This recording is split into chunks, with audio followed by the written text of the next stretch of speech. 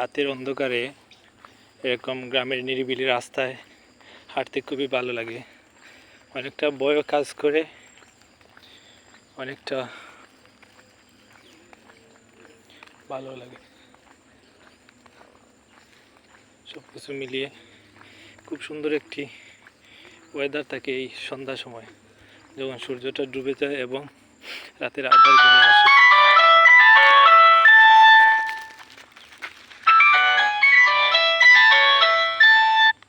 Hello hello, কী অবস্থা তোর? আমি দেখবো না, আমি ও বাড়িতে যাইলাম তখন তো আসলাম। বাড়িতে গিয়ে চেক কইরা দেখবো না, যদি চেক কইরা দেখবো না ঢুকলে মেসেজ মারবো তোমারে। ওকে।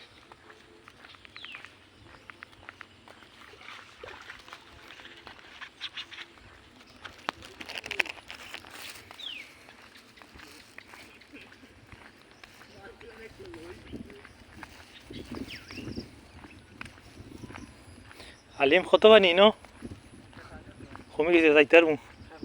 হ্যাঁ, এমনি আইসি না কতদিন মাঝে পানির লাগি।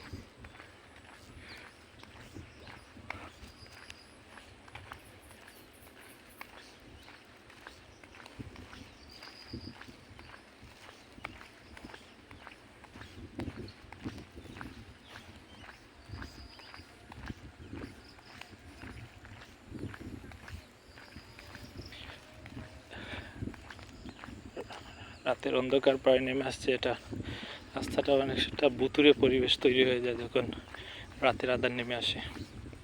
লোকজনের যাতায়াত কমে যায় এবং প্রকৃতিটা নীরব নিস্তব্ধতা অনুভব করে। তখন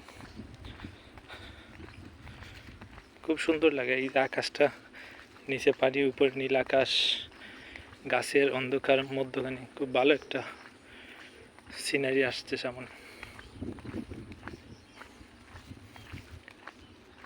শহরের চাইতে গ্রামের পরিবেশটা সত্যিই সুন্দর হয়।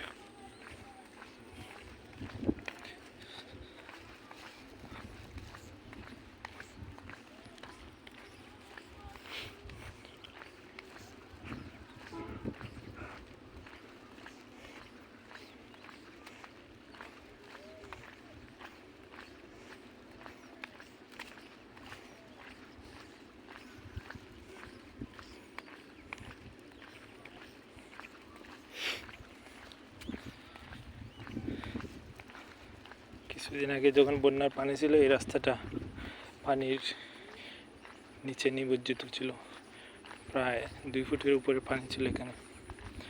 পানিটা নেমে গেছে, অনেকটা শুকনো আছে।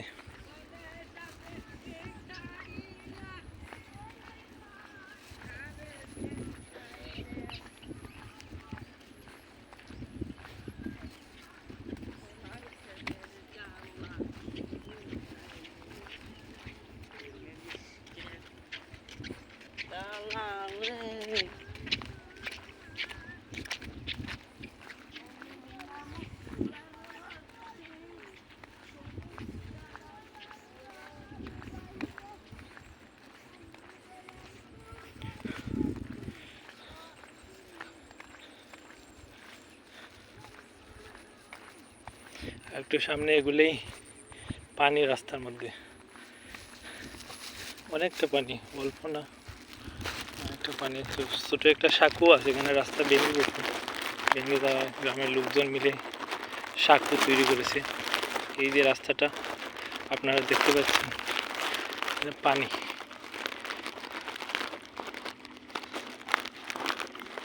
পানির মধ্যে হাঁটা যায়, যেহেতু রাস্তা পাকা আছে, এখানে একটা দানাই একটা আরাম মতোই হেঁটে যাওয়া যায় এই পাকা থাকার কারণে।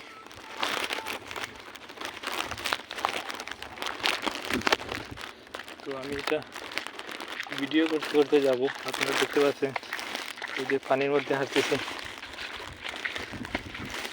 পানি তৈ পানি।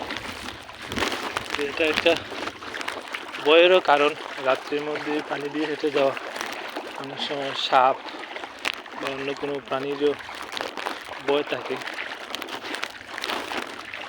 তারপরেও মানুষজন আসা যাওয়া করে, যাতায়াত করতে হয় প্রয়োজনের তাগিদে। বের হতে হয় সাহস নেই, পানি আর পানি শুধু চতুর্দিকে।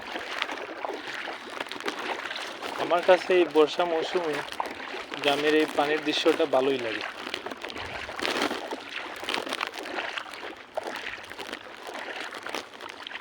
আর পানি যদি না আসে, ছোটোখাটো যদি বন্যা না হয়, তাহলে বর্ষার সৌন্দর্যটা উপলব্ধি করা যায় না। এই যে একটা ছোটো সাঁকু, এই সাঁকুটা এখন পার হব। একটা রাস্তা ভালোই ছিল, কিন্তু বন্যার সময় লোকজন এখানে মাছ ধরেছে, সেজন্য এটা ভেঙে গেছে। বিসমিল্লাহ।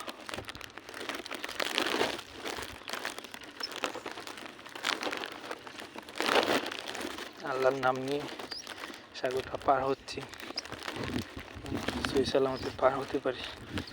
বিসমিল্লাহ। আলহামদুলিল্লাহ পার হয়ে গেলাম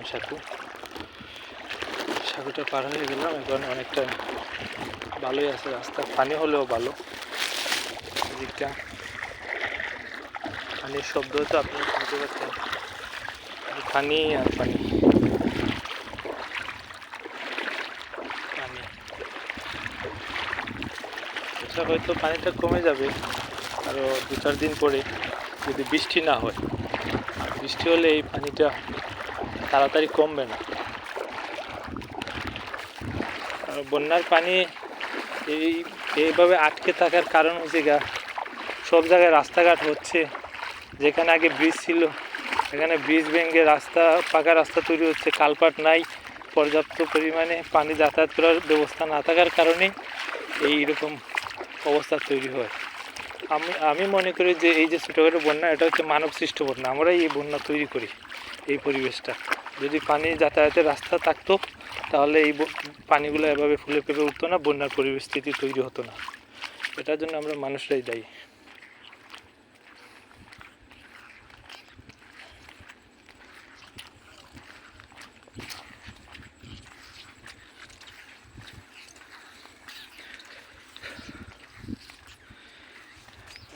পানির রাস্তা বের হয়ে আসলাম, আকাশটা মেঘলা দেখা যাচ্ছে, বৃষ্টি হতে পারে।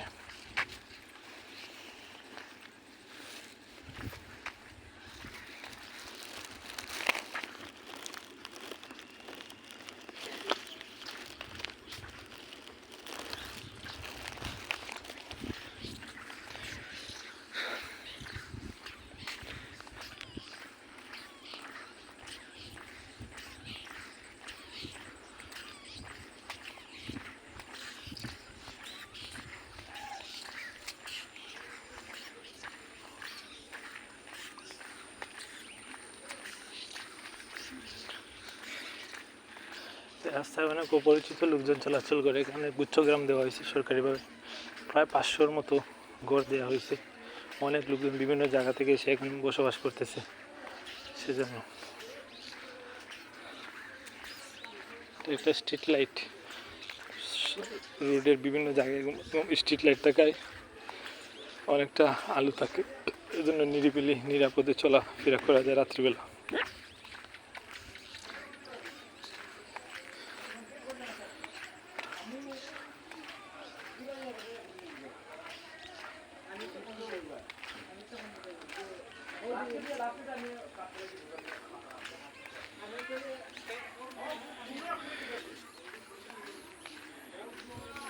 আবারও অন্ধকারে চলে আসলাম, অন্ধকার অন্ধকার। এটা গুচ্ছগ্রামের ঘরগুলা। সরকার 2 রুমের ঘর দিচ্ছে ছোট পরিবারের জন্য, কিন্তু এক একটা পরিবারে সদস্য সংখ্যা 5 জন, 7 জন, 10 জন।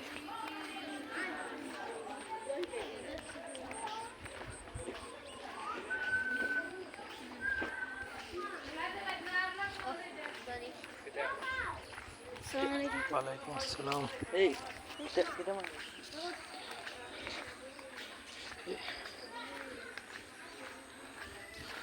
গুচ্ছগ্রাম যেগুলো দেওয়া হয়েছে, এটা ভালো উদ্যোগ। যাদের বাড়িঘর নেই তারা ঘরবাড়ি পাচ্ছে। যদি এগুলো আর সুন্দরভাবে নির্মাণ করে দেওয়া হইতো, একটু জায়গাটা দূরত্ব বজায় থাকতো বাড়িঘরের, তাহলে ভালো হইতো। এখানে দেখা গেছে যে একটি ঘরের সাথে আরেকটি ঘর গাদাগাদি করে লেগে থাকে। তো এটা অনেক সময় মানে সুস্থভাবে বসবাস করা কষ্ট হবে তাদের জন্য।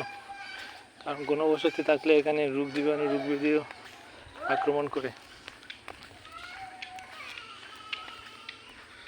এই যে বাতিগুলো দেখা যাচ্ছে এটা গুচ্ছ গ্রামের।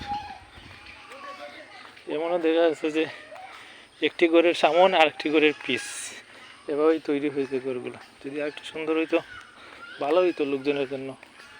তাও ধন্যবাদ সরকারকে যে এভাবে তৈরি করে দেওয়ার জন্য।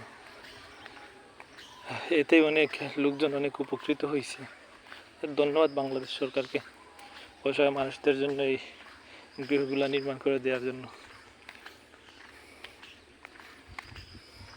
দেখা যাচ্ছে না গরুগুলা, রাত্রি হওয়ার কারণে অন্ধকার তো দেখা যাচ্ছে না। এদিকে এখনো বিদ্যুৎ সংযোগ দেওয়া হয়নি, সেজন্য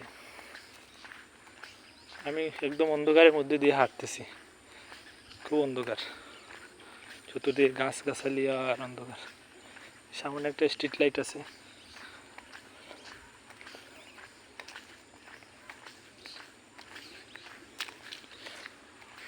এই যে একটা স্ট্রিট লাইট, এদিকে গুচ্ছগ্রামে যাওয়ার রাস্তা। এদিকে নদী আছে, নদী পার হলেই গুচ্ছগ্রাম। এটা হচ্ছে আমার বাড়ির রাস্তা। অন্ধকার, কিছুই দেখা যাচ্ছে না, আমি হাঁটতে পারতেছি যেহেতু ছোটো থেকেই বড় হয়েছি এসব রাস্তায় চলাফেরা করেই। এটা অনেক সময় নিশ্চিন্তে হাঁটতে পারা যায় অন্ধকারেও। চলতে চলতে একটা রাস্তা অভ্যস্ত হয়ে যাওয়া যায়। রাস্তার আঁকা বাঁকা মোড় বা উঁচু নিচু সব কিছু একদম চোখে বেশি উঠে যখন রাস্তায় হাঁটা হয়। ওই যে সামনে আরেকটা স্ট্রিট লাইট দেখা যাচ্ছে।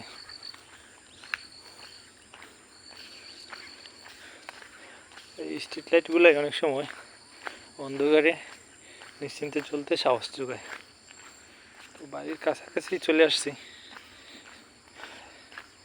অনেকটা কাছাকাছি, আর 1-1.5 মিনিট লাগবে। যারা এতক্ষণ কষ্ট করে এই ভিডিওটা দেখছেন আপনাদের সবাইকে অসংখ্য ধন্যবাদ। এই স্ট্রিট লাইট থাকার কারণে এই দেখেন এই জায়গাটা কত আলোকিত।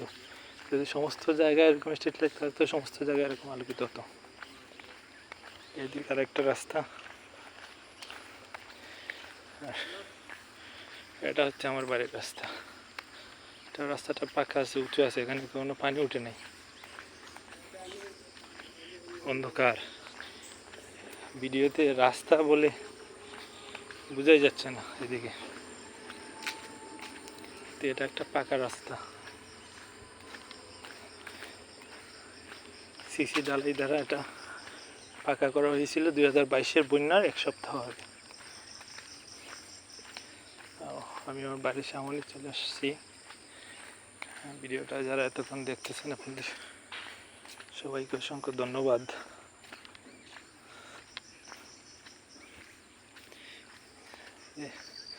বাড়িতেও বিদ্যুৎ আছে কিন্তু বাইরে বাতি না থাকার কারণে অন্ধকার দেখা যাচ্ছে।